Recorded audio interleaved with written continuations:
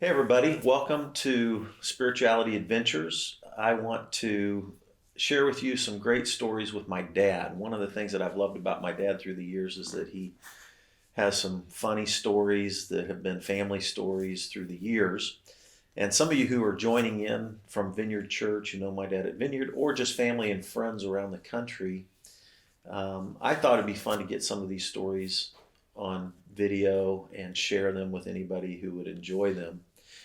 And a lot of you at Vineyard would have known my dad. I think probably at one time he was our main greeter. Probably, maybe close to 1,000 people knew my dad, and he knew them, and so they heard some of these stories along the way, probably too. So, Dad, thanks for joining me. You're welcome. And I want to start kind of like with your childhood and go through a couple of those stories.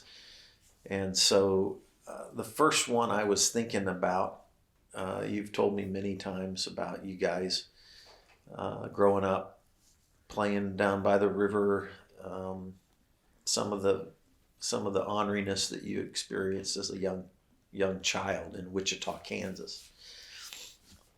Well, we did grow up. We was only about a block and a half away from the river. And also we were a couple of 3 or 4 blocks away from the grade school where we were at. But now first thing we got into was there were 3 of us buddies that were together all the way from kindergarten clear through senior high and at the same school everywhere. And it was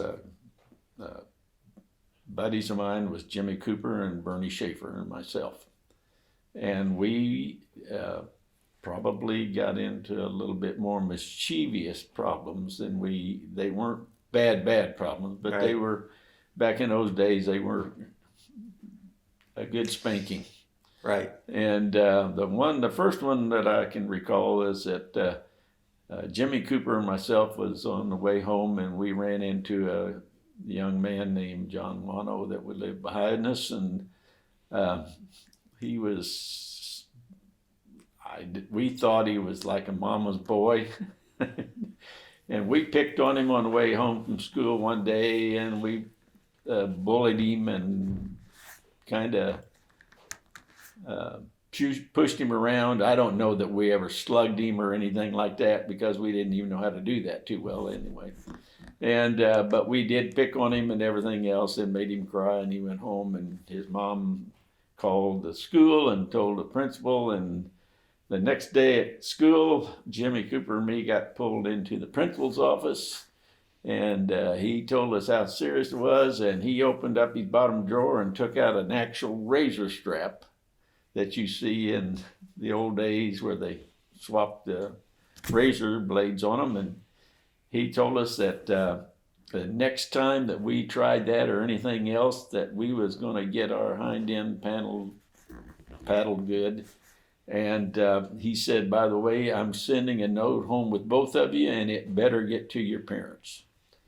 And I got another spanking, a real spanking, at home when I got home, and had to apologize to John's mom and everything in our neighborhood. So you learned not to bully. And Cooper couldn't run around with me for about 2 weeks. Yeah. His dad was a real strict about that. Yeah. So you learned how to be. And then the other was. But you know what's funny about that? I call that double jeopardy. Because that's what I grew up with. It was like if I got in trouble at school, I got trouble at home. That was automatic. Gosh, I can't remember that. I call that double jeopardy.